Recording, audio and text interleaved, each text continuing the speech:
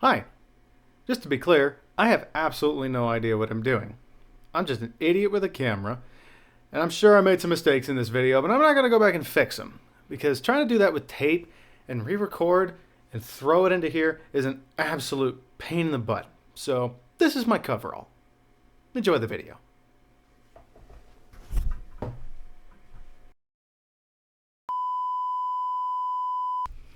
You are looking at some of arguably the best DV footage you have ever seen.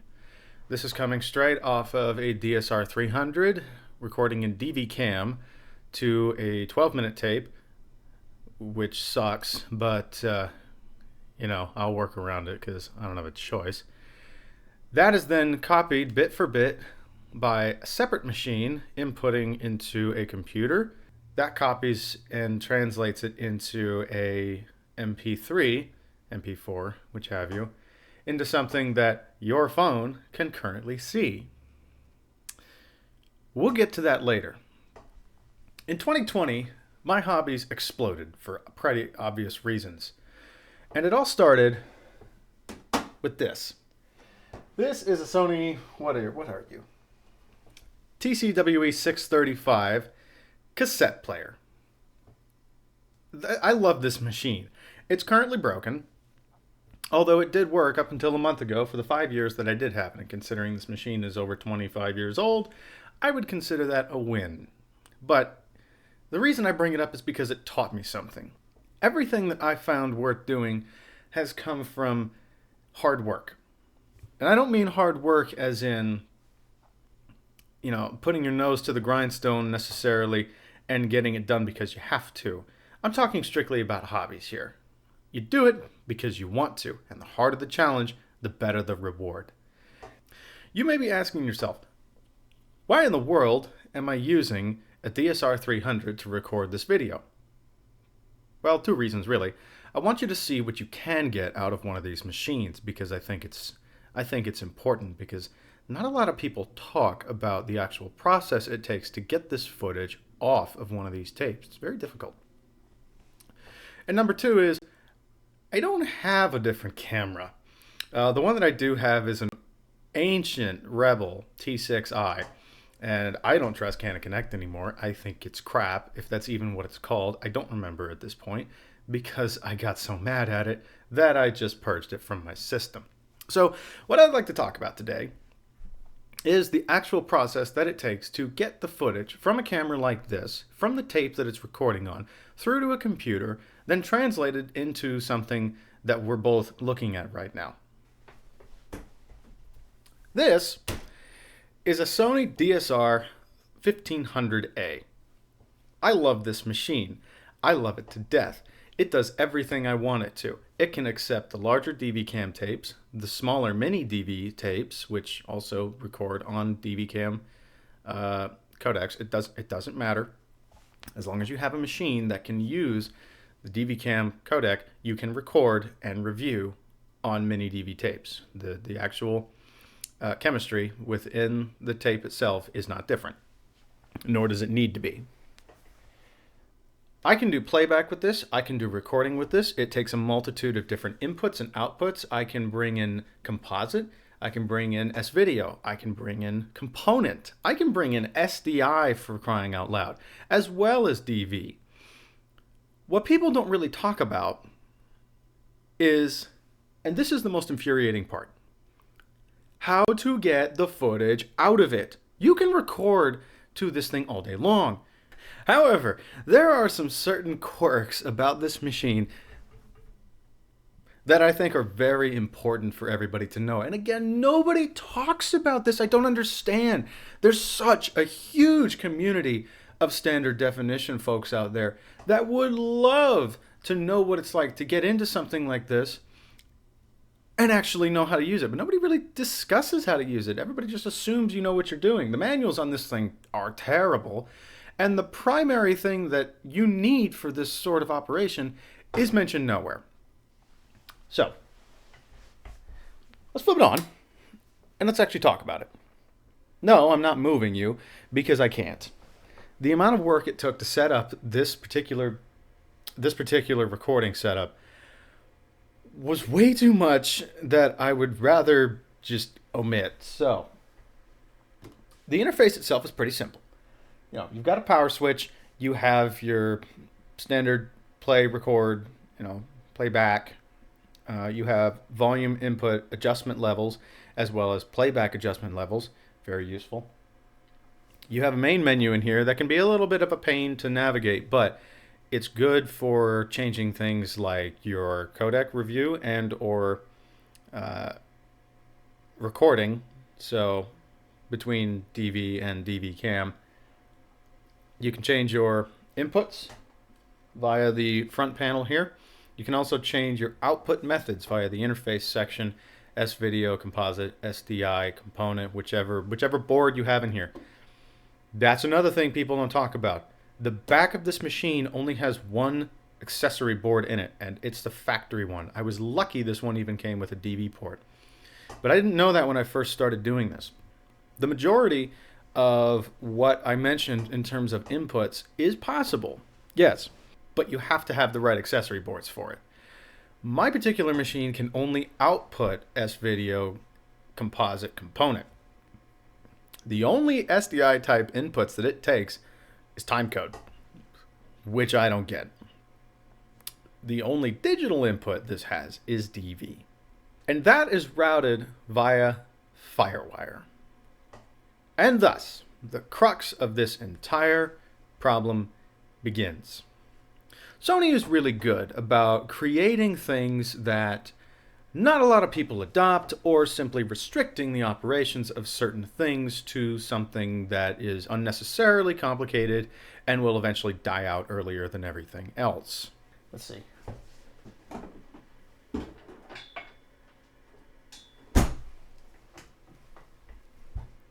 You see this? For those who don't know, this is FireWire. FireWire is a USB looking port that isn't. Very much not like it. This is FireWire 600, and this is FireWire 400, the little baby, from what I understand. This runs off of an older IEEE protocol that I'm not going to look up right now because I forgot what it is. So why is that an issue? Well, FireWire is the only way to get this thing off, or get the information off of the tapes that you record. Which is a problem because FireWire support was discontinued about 10-ish years ago. Which means the only way that you can do this is if you have a machine that supports FireWire. The exception to this is FireWire over Thunderbolt. However, FireWire over Thunderbolt is only extended up to Thunderbolt 2, which no new system, to my knowledge, or that I've found, trust me, I've tried, is able to read. We're currently at what, Thunderbolt 4? Gen 3 came out around, 2026? Yeah, around 10 years ago. And Gen 4 not that long ago. You may notice behind me a copy of Windows 7 running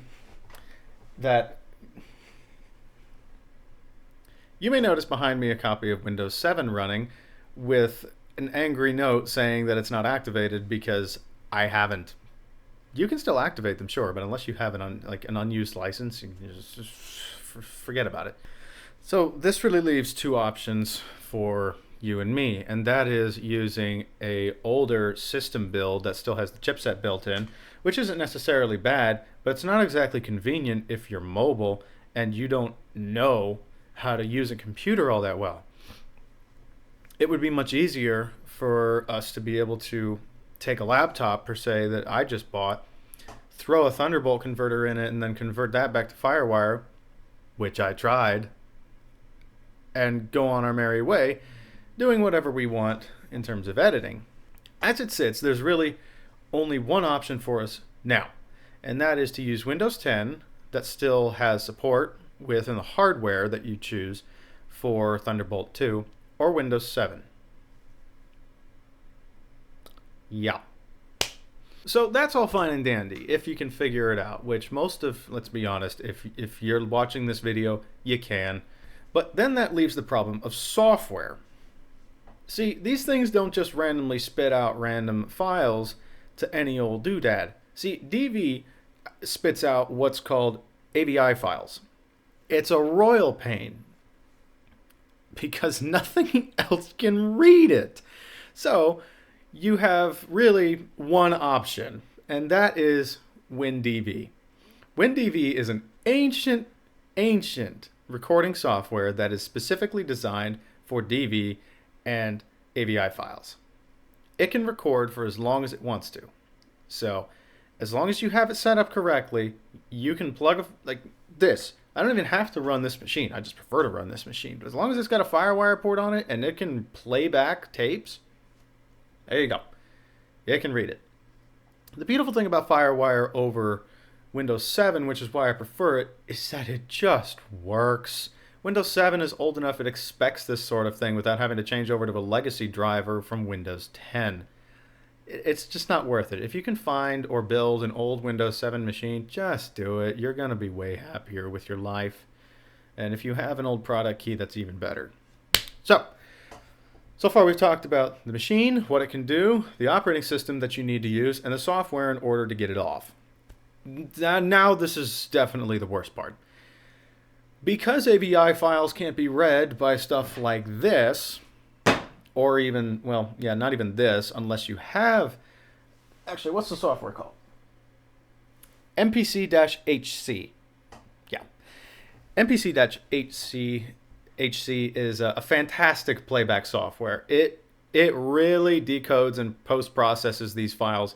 Truly amazing. I love it. Even new stuff can run it. I'm on Linux, for crying out loud, and it can run it. Anything can run this. My laptop does. Both instances of Windows and my hypervisors and my Linux side of this machine can run it. So if you have AVI files, get MPC-HC. You will love yourself afterwards.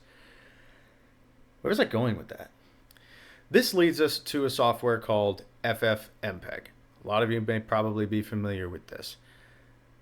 If you're not, FFmpeg is a command line interface only software that is designed specifically for converting and trimming and editing AVI files. Actually, just about anything. It'll edit anything. It is truly the gold standard for problems like what we face. The issue is nobody knows how to use it. But with ChatGPT now a thing, it can give you commands that will help you significantly. It's not perfect, but it'll do it. And most of the time, it works. By the way, if you haven't noticed already, you see how this pile's growing? Yeah. 12-minute tapes. 12 minutes. I don't know why I bought these. I think it's because they were cheap. Trust me, I'd be using one of my 3-hour ones up there if my camera wasn't old and angry and doesn't want to record on tapes that long because the drag will slow down the pinch roller. Let's say you've done all this. You've taken the time to record the tape. The tape is then put onto Windows 7 using WinDV. The file is now extracted onto your computer. You use FFmpeg with correlation or in conjunction with ChatGPT to convert it to an MP4. How do you get it on here? Well, it's gone. Here we go. Something like this. And you don't have a choice. That's a lie. You do, unless you're familiar with like OneDrive or something like that. I hate online file transfer systems. They're not fun, and the quality is usually extremely compressed on an already very low resolution video. So just don't do it. Save yourself the time. Find a USB-C to USB-A adapter. Put the files on this from your computer. Shove it in here and download them directly. It's the easiest way to do it. Here, look, I'll show you. This is a trip I took not 3 weeks ago in which I took this exact same camera that you're using right now, converted it with the steps that I just mentioned into something that this phone can actually understand. I wish it could get AVI into its brain, but it just can't. It just can't. Let's see. What exactly is this? 480p, 640 by 480. Now, you notice I said P there. It's because part of FFmpeg's conversion is changing it from the AVI interlaced to progressive. No, it doesn't look bad. You will get some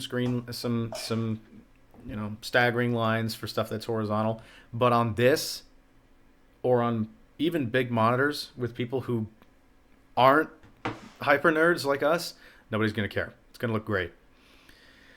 Why do I talk about all this then? Well, for one main reason.